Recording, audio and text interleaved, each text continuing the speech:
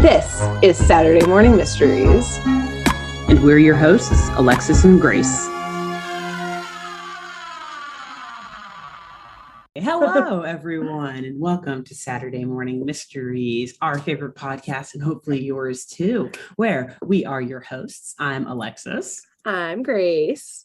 And we are back to do our thing of telling true crime comedy tales based on classic animated cartoon shows. Mm-hmm. If you have been sticking with us, you know that we have moved on to an arc of Courage the Cowardly Dog.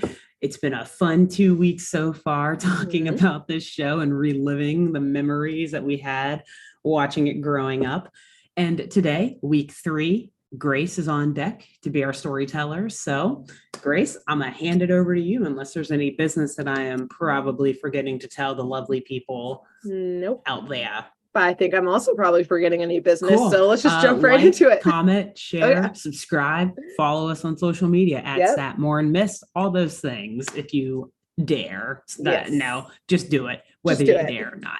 Anyway, take it away, Grace. Great. Well, I, Alexis, am going to tell you, and of course, our lovely listeners and viewers, about an episode of Courage that features one of my all-time favorite recurring characters on the show. That when I saw the, the image of her, like the preview on HBO Max, I was like, this is the one that I was like, I need to get to all of her episodes before Alexis does, damn it. And said character is Shirley the Medium. Oh, man. We'll get into it. Oh, okay. Yes. Cool. So, yes, I will remind you of who she is. And this is also the name of the episode I'm covering, which is simply called Shirley the Medium, which is from season 1, episode 4B. So the second part of the 4th episode of season 1. Before we get into the episode and Shirley's eventual role in it, let's get into who Shirley is. So, Shirley the Medium is like a neon green chihuahua who's like maybe subtly Mexican accent, which I will not be impersonating like we did our last episode. We're just not going to go there. Yeah. We have our line. Exactly. A clear line that would be crossing it. Yeah. She has like huge bulging eyes like chihuahuas do, like how chihuahuas' eyes are always like sticking out of their heads. Shirley's definitely also are like way too big for her tiny little body, which like her breed, she is very small, and like Courage, she walks on her hind feet. But unlike Courage, she is a dog who humans can understand. So throughout the Courage universe, it's a mixture. There's no real rules around what humans can, or what animals humans can understand. And this is one that they can. Yeah. She's got a bunch of gold earrings. She wears like a navy blue like bandana / headscarf and like this draping magenta cloak. She lives in just like a wagon on some other side of nowhere and makes her living, as her title suggests, as a medium. So Shirley has some type of special connection with like the mystical world of the Courage universe. She can bestow curses on people. She can sometimes kind of see the past and the future. And importantly for our episode, she can also commune with the dead. So not much is known about Shirley's actual past, and I actually love her so much, and I love like the mystery of her, that I'm not going to wildly speculate about Shirley. We'll get to wild speculation this episode, but not about her. Again, I like her like mysterious sense, like the question of like what the F happened to her in her past that got her to this point, and also what created her set of, I don't necessarily know if I want to call them like morals, but like standards of business, maybe. Which is really one rule that she lives by, which is you can't use her powers for personal gain, especially when communing with the dead or, using any of her powers, or else terrible consequences will come your way. And again, pretty mysterious and ominous and foreboding. So like, what the fuck happened to you in the past, Shirley, that made you realize this? But she's like, oh no more for that. Not again. Not again. Yes. So With that He's ominous wise too. with that ominous warning, we come to our favorite farm in Nowhere, Kansas, where we are having a birthday. Aww. However, it's not Muriel's birthday, it's not Courage's birthday, and it's not Eustace's birthday or even Shirley's. Nope. It is Horst's birthday. Now, you have a horse? a horst. Oh, horse. O-R-S-T. Horse. It's hard to say like the possessive of horst. Horsts. It's like apostrophe S. Gotcha. It is the birthday of Horst. And now, who is Horst, you may ask? Because I was also asking that.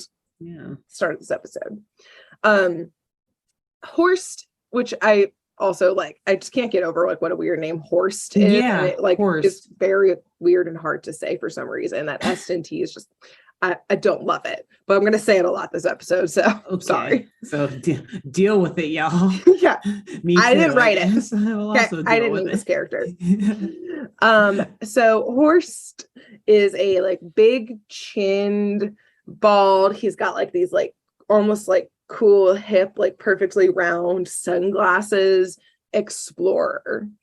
And from the get-go, Horst, and this is a little mixture of wild speculation right now and bringing in what I do know about said Horst. From the get-go, Horst is always at the top of his class and game.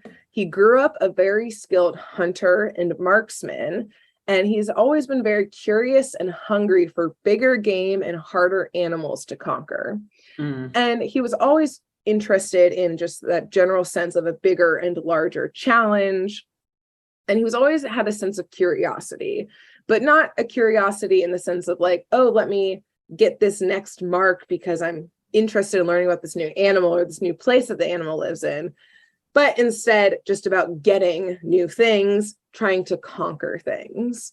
And this hunger was insatiable.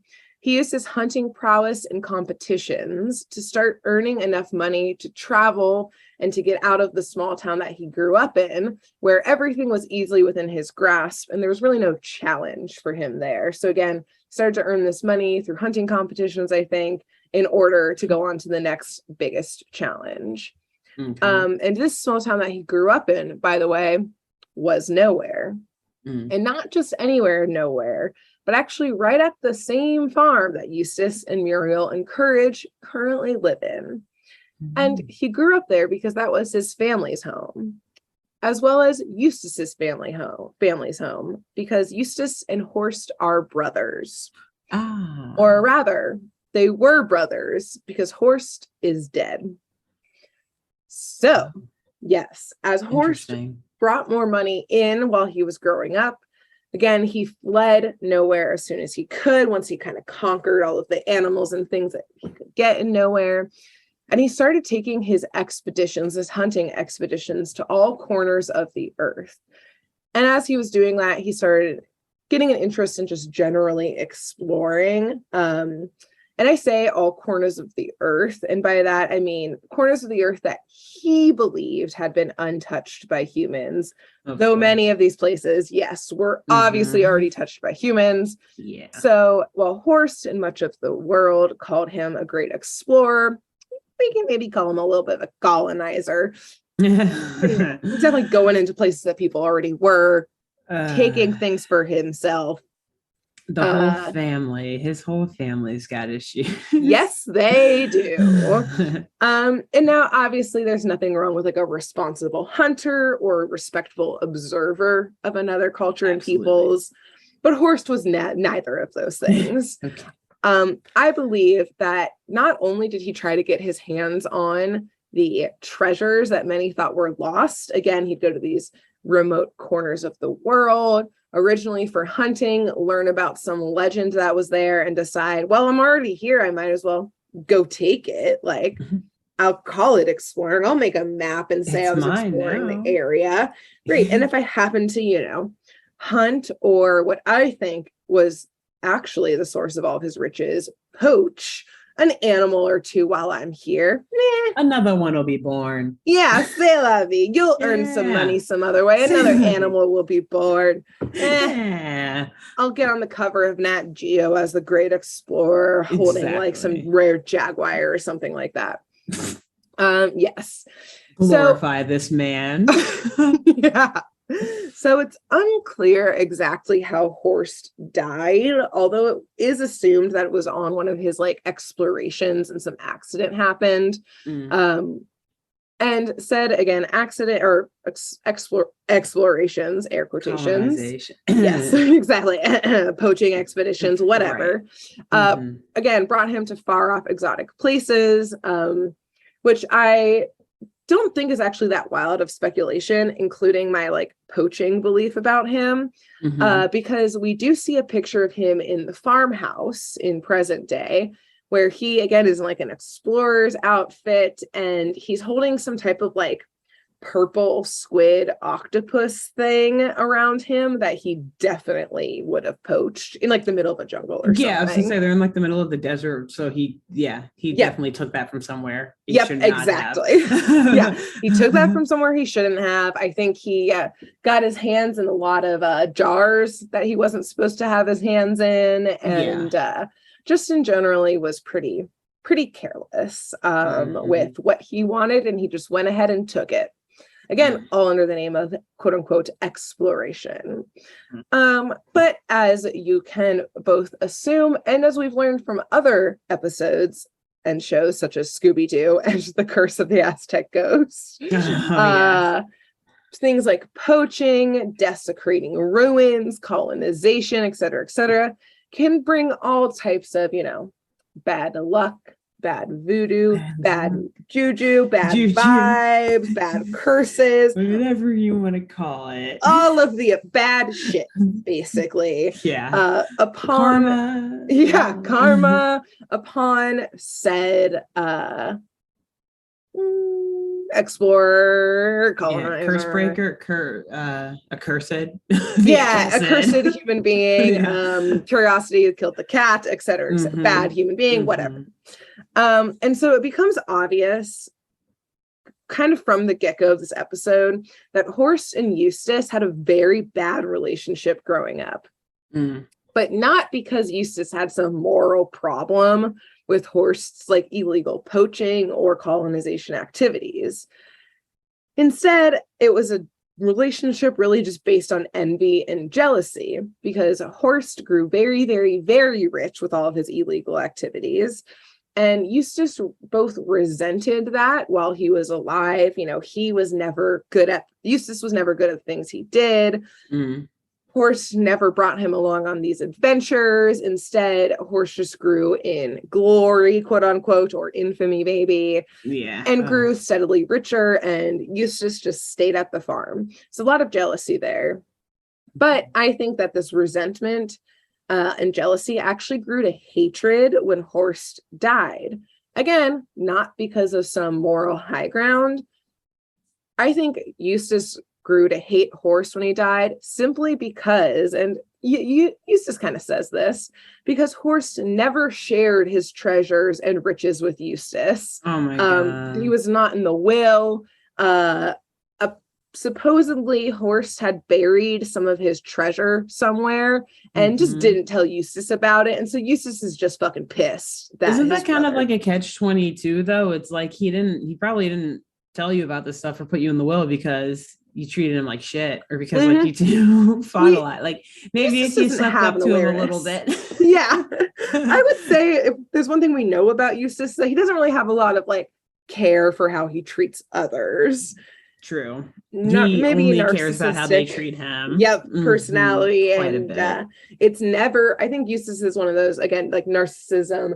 It's never his fault. Why are people treating him the way he I'm alive. I am genetically his brother. So I deserve it. All of your riches. Okay. Also, give them.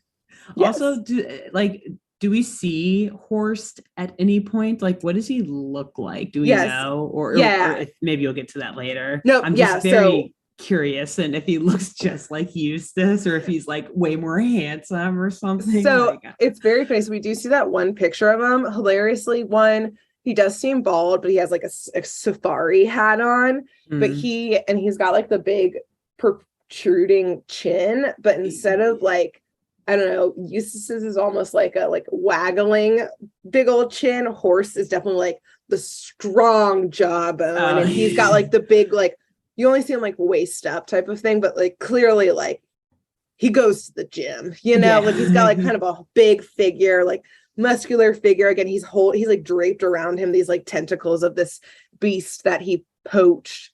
Yeah. Rescued people from, poached, I think, for whatever glory he thought he'd get. Yeah. On the poaching trophy black hunting. market. Yeah, exactly. Trophy hunting. Again, like kind of like the cool hip spectacles. So he definitely has like, you can tell in the photo that they are related, but you can also tell that it'd be like, if he's both, like the more interesting. Yes. Like, if they both like walked into a bar, everyone would ignore Eustace and like have him go get drinks, and they would all only talk to Horst and be like, tell us more about your adventures. Yeah. Strong man. So yeah, there's definitely another reason why Eustace was shitty to him, probably. Exactly. Without a doubt. Yes. Yeah. So as we get into this episode, it's like a little funky because there's no like blatant crime that we see, but I just really liked this episode, so I decided to do it. But maybe I posit that the crime is of greed, a crime of a past life, and specifically Horst's past life, coming back to the present day to haunt those who still remain. More or less. Haunted crimes. We told people that's what these shows are going to be about. A lot of haunting. We warned them. A lot of spookiness and crimes. Yes. And so with that rewarding statement, we return to the birthday. And Muriel reminding Eustace that it's Horst's birthday today. And while Eustace grumbles about how much he hates his brother, how he's good for nothing because he buried that box of treasure without telling him where it was, Muriel, who I realized, kind of had a feeling, but kind of realized in this episode that she is like a professional at like turning a blind eye to things she doesn't want to see, because she like tisks at this like shit talking on her brother-in-law, and clearly had like a great relationship with Horst, and was just like, don't talk about your brother like that, like, oh, I miss him so much. So like, I don't know, maybe like Horst would send Muriel some nice things with his riches because she wasn't horrible to him, but like, she clearly didn't ask questions about where that money came from. I think she was just right. She's like, oh, he was so great. He was so lovely. He's so naive. Yes. And Courage, for his part, while this is all happening, was out digging in the backyard looking for his yo-yo. Apparently, it's very cute. When he just so happens to come across a locked box. So he brings it inside to Muriel and Eustace, who are watching TV, clearly putting aside the brother's birthday thing. And yeah, they just turned on the TV. It was easy to talk Muriel out of that. It's like, no, I don't want to celebrate. Okay. Sounds good. Let's turn the TV back on. Nice, doop, doop. Yeah, she's reminiscing about the good times and like maybe vacations with Horst, and like Horst's wife would bring Muriel along but leave Eustace behind because Eustace sucked or something like that. And yeah, Courage brings in the box being like, I did not bury this here with my yo-yo, which, by the way, where's my yo-yo, y'all? What is this box doing in my hole? Yeah, excuse me. And so, to no surprise, Eustace immediately recognizes it as the box. The box, and it's not like a treasure chest, it's literally like a box that could like fit on a little desk with like a cardboard box, or I mean, maybe like nicer than a cardboard box, but like it's got like a little like lock on it. A lock box or something. Okay. Yeah, exactly. Yeah, like a safety deposit box, I would even say. but not but like not in the like ground. A crate. Yeah, not like anything big. Cool. But Eustace does recognize it as the Horst's box of treasures, and immediately rips it away from Courage, who's like, the fuck, what are you doing? And starts trying to pry it open. But for all of his attempts, It just won't budge. He's trying to like use like a crowbar to get it open. He's trying to like pick the lock on it. And of course, Eustace gets pissed, starts yelling about how, of course, his brother would leave the box in his own backyard, but without a key, because of course he would do something like that to Eustace, because he always hated Eustace. What blah, did blah, I blah, do blah, to blah. deserve this? Exactly. Like, of course everyone's against me type of shit. Yeah. And Courage, like while Eustace is moaning and growing, Courage is like, what the fuck is in here anyways? And peeps into the keyhole. Just wanting to see what like the fuss is about. Like, why is Eustace so up in arms? Yeah. About some random box, and is met with very ominous, ghoulish, like moaning and screaming. And so Courage is immediately like, we should not open this box. Like, let's bury this shit again. Humans, please listen. Yeah, excuse me. Hello, over here. Yeah. Bad. But of course, every time Courage tries to grab it, Eustace pulls it away because it's now to Eustace his box, damn it. And all the while these shenanigans are happening, Muriel's just still watching TV. And yeah, she's just chilling. She's like, yeah, they're doing whatever they're doing. They fight. Those silly boys. Time for this shit. And that's where she actually sees a commercial on, funny enough, the channeling channel is what it was called, as in channeling some greater powers. Yeah. She sees a commercial for Shirley the medium, who in her infomercial essentially talks about all of her different skills, including contacting and communing with the dead. So boom, problem solved. Yes. We can just call Shirley, who can call our dead brother, Horst. We can get the key, and then Muriel points out, and we can wish him a happy birthday. It's his birthday. Won't that be nice? It's a win-win-win. Well, I guess except for Courage. Yeah. Win. Lose. For Courage. Win. You're about to get cursed. Bam. Yes. So they call up Shirley, and she shuffles on over to the house. And again, Courage this whole time is just like, we don't want her. You know, Shirley shows up and he's like, this is bad. Please don't do this. And she's just like, yeah, get out of here. Can she understand him? Does it seem? It seems like he was doing his usual, like, doing a bunch of motions. They couldn't like speak to each other. It was like he was trying to speak to another human, even though she's also a dog. So at the kitchen table, Shirley lays out ground rules in front of a crystal ball in the middle of the table, which again, the only ground rule is if you contact a dead person for personal gain, there will be tragic consequences. And Eustace, ever the charmer, says, just dial my dead brother and shut up.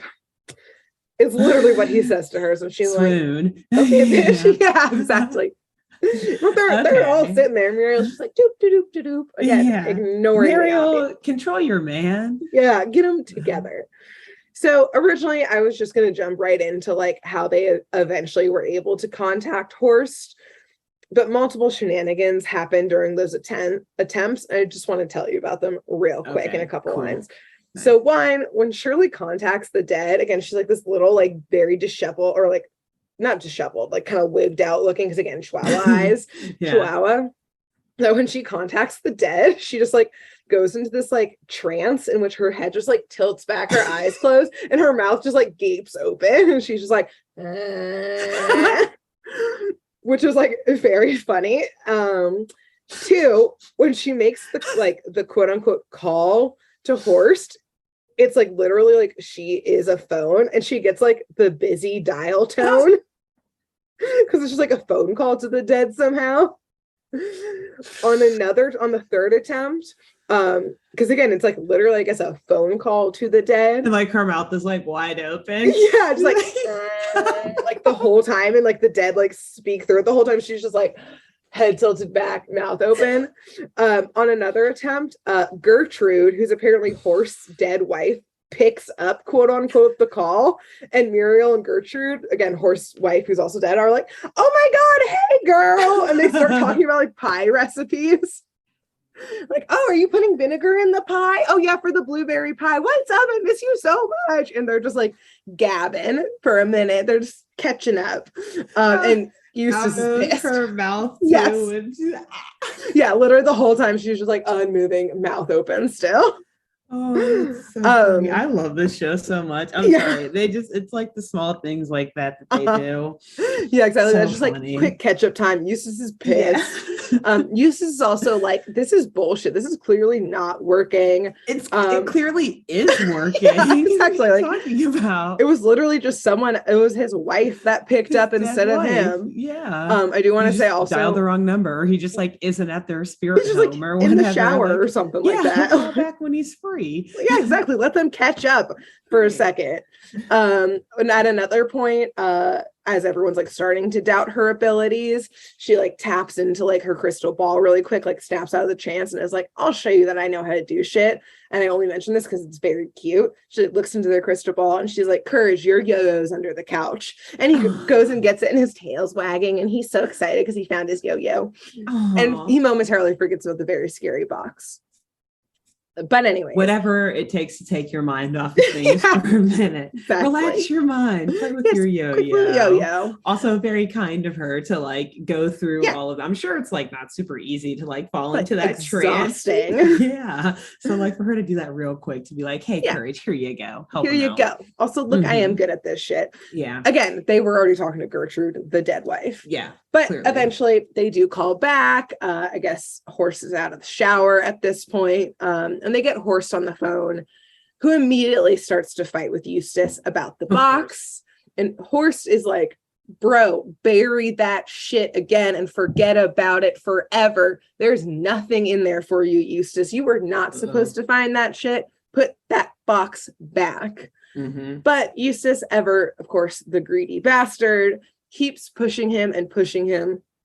And I assume both just disturbing Horst's afterlife, which like I low-key can only assume and hope is like in hell because he clearly like wasn't a great human being. Right. And maybe he's just like, yeah, he was about to watch, The Wheel with Gertrude. And so he wants to get back to that. Or he's just like, you know what? Fuck you, brother. I will tell you how to open this box because you have always been a dick. And you know what? Fine. Like, I'm not alive. I don't have to deal with whatever curse you're about to freaking unleash. Exactly. He's like, you know what? Fine. Yeah, like you asked for it, literally. And so he tells Eustace where the key is, which very interestingly, and I think this at some point would deserve some type of like psychological like analysis, that the key, it turns out, was sewn into the lining of Eustace's own hat. So the brother, yes, somewhere deep down did have some type of love, I think, for Eustace in some weird, twisted way, in which he gave him the answer all along, was just in your hat, or also really hated Eustace and was like, yep, good luck. I'm gonna fucking curse the shit out of you. Yeah. Or he was like, he thought Eustace would like die before him or something. Yeah. And he'd take the hat and be like, all right, cool. Yep. Most likely that. Like yeah. Your second option though, too. He's like, fuck you, Eustace. Yeah. Curse is yours. Yep. Or I actually like your option too of like, yeah, you're definitely gonna die before me. So I'm gonna just keep this safekeeping so no one's gonna come bother you. And then I'll come back for my treasure. Everyone hates you. No one wants to be around you, so no one's gonna steal your hat. Right, exactly. That's like why I buried the treasure on your land. No one comes to visit you. So again, before they Eustace just straight up hangs up on Horst. Horst says that he's like, this is my last warning. Like, this box is bad news. Eustace hangs up. Shirley repeats her warning. And then she, for sure, being able to tap into bad vibes and stuff, is like, yeah, this box is bad news. Deuces. She gets the fuck out of there. She's like, I take credit cards, so I'll Venmo, Squarespace. Yeah, but I'm out. Yeah, PayPal me. Okay, I'll invoice you. Bye. And she leaves ASAP. Bye. And to no surprise, Eustace immediately opens the box with the key. And the room gets drenched in this like horrible green glow, and these huge, like shadowy, ghoulish, like electrified and also like glowing green arms leap from the box with this like wailing sound, and they start just destroying the room in every way, shape, or form. And I'd like to briefly pause just to speculate about these ghoulish arms. Namely, as hinted before, with curses, I think that these like ghost arms were some type of curse bestowed upon the treasure that waits inside the box, that just came along with whoever took the treasure. Okay. But like I mentioned, Horst does not give a fuck. He just wants the gold. So I think he probably just, you know, again, on some poaching adventure, heard some rumor or legend about some treasure, or some money, you know, perhaps in the depths of the Mayan ruins in the jungle, or like some like ancient like Japanese royal lines, like out on like some island in Japan, something like that. But as soon, yes, something like that, at the top of like some mountain, or like the depths of some swamp, a volcano. Yeah, in a volcano. And as soon as he stole it, these cursed shadowy ghoul arms that came from the ancestors of whoever, like the peoples that he stole this treasure from, you know, who were created to protect the gold, popped out and started to destroy anything, until the treasure was returned to its rightful owner, its rightful peoples. But I think because Horst was like already rich as fuck, he just like shrugged it off and was like, man, another curse, another day. I'll deal with this later. No sweat off his back. And he just literally just buried it in the farm nonchalantly and was like, I'll deal with this curse eventually. I'm just going to my next adventure here.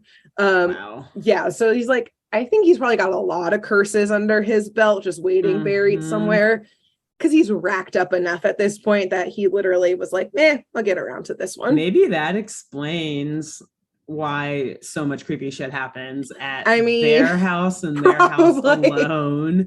I mean, he did grow up in it, that same house. Yeah. And if he did it for that box, like you said, he probably just did it for all of them. I'm sure he came across a lot of cursed or like damned objects and things that, like, for sure. And again, just like knew that no one was going to go digging around this farm. It literally no digging on this farm because it clearly can't grow anything. I don't even know what their quote unquote farm is. Yeah. They're not like tilling the land going to come up on his other treasures. They just they just sit in the ground probably. And again, Horst probably was like, yeah, Eustace is going to die at some point, and then I'll come back and like get all the treasures and deal with those curses and all that shit.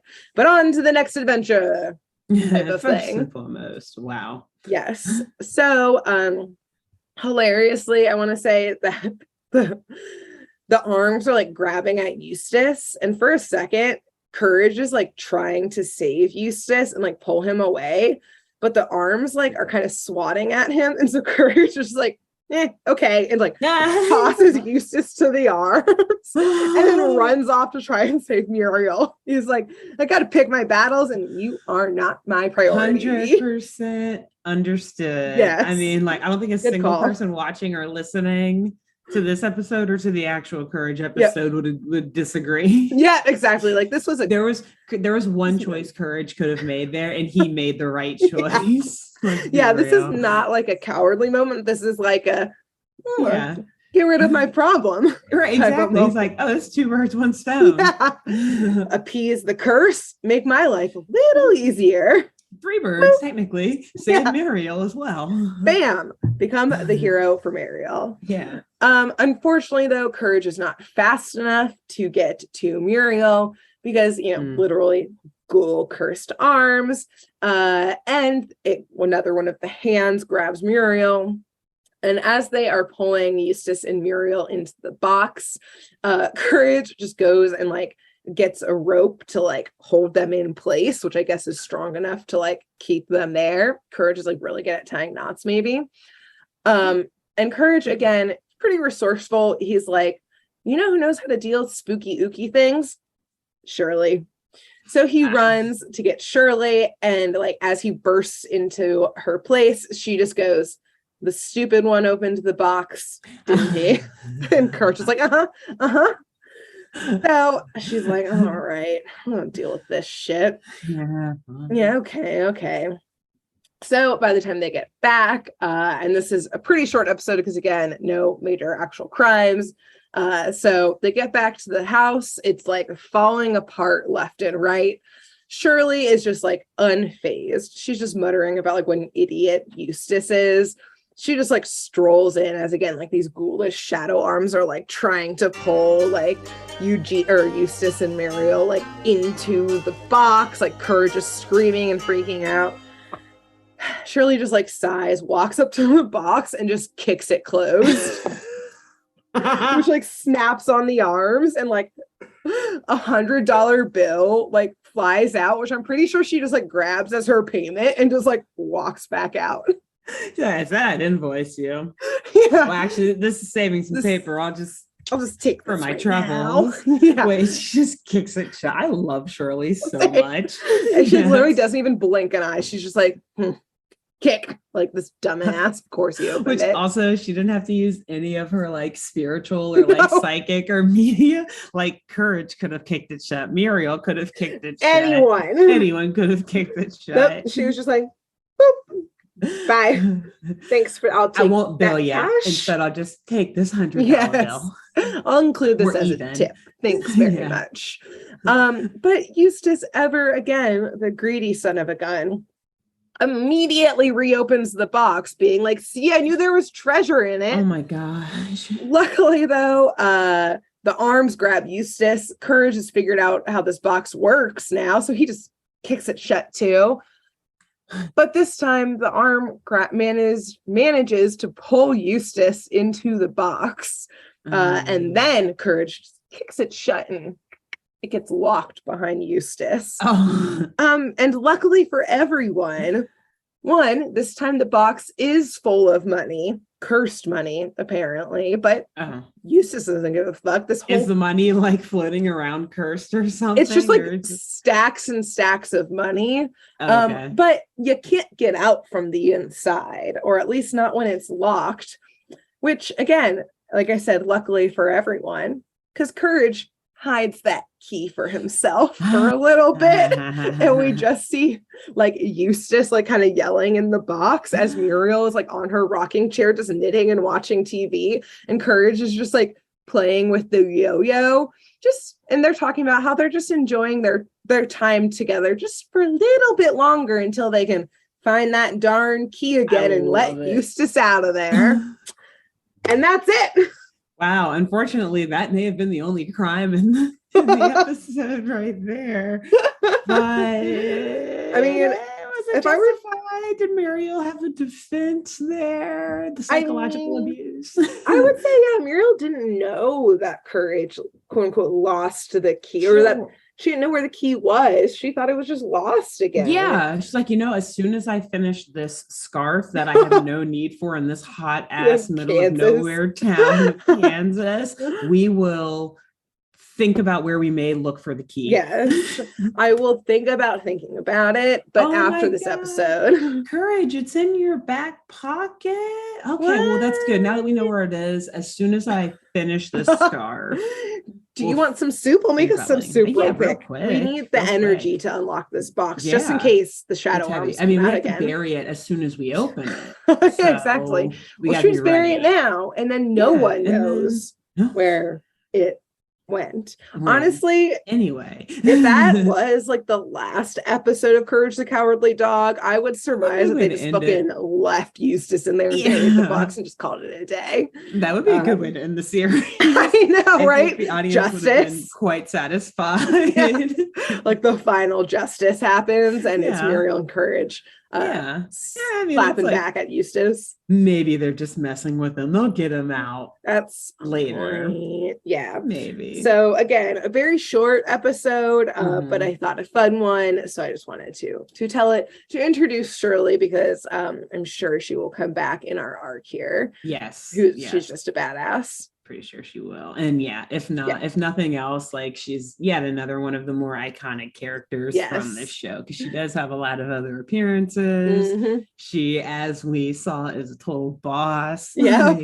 Love that woman. I love seeing her summon the spirits or whatever. Just so funny. So yeah, a lot of great true crime-esque stories with Shirley involved. Exactly. And that's it. Cool. Between now and next week, who should our listeners and viewers tell about this pod? Y'all, I think it's pretty clear. You need to go get your palms read, go get a psychic reading, and you need to tell that person, whether it's just like tarot, whether they go all in on the palms, whether they do a whole what is it, astrological chart? All of the above. Those things. Go in, tell them. Love it. I don't think they're super cheap, not gonna lie, but tell them, check out this podcast because this week it's all about them and their powers and abilities and business model. Amazing. And I think while you're there, if you have an unsatisfying experience, you should flip it, open your own medium shop, and then tell your customers when they come in, be like, I see in your future a new podcast, Saturday Morning Mysteries, that you will listen to soon or watch. Ooh, and then learn hypnosis too while you're at it. Yeah, any of that stuff to just get your new customers and your new business venture to listen to Saturday Mist. And you will subscribe, review, tell a friend, etc., etc. Rate, etc. Give them money. What? Anyway, yes. So yeah, I think that's it. Yep. And we'll until next week. See y'all next week. Bye. Bye. Thanks for tuning in to Saturday Morning Mysteries. If you enjoyed this episode, please share, rate, review, leave us a like, and drop a comment. We post episodes every Saturday and bonus tune tangents whenever we feel like it. So please subscribe so you don't miss the shenanigans. And if you want to follow us on YouTube, click the bell under the YouTube subscribe button to receive notifications when new videos are posted. And if you want to subscribe to the podcast, we have no idea what you're listening to us on, so just hit the big subscribe button on whatever app you're using. We believe in you. Give us a follow on Twitter and Instagram at SatmornMist, all the abreves, and let us know if you have any episode or show requests by emailing SaturdayMorningMysteries@gmail.com. Thanks to Jenna Kendall for the logo design and to Ava Sakiki for the music used during this week's episode. See y'all groovy kids next week on Saturday Morning Mysteries.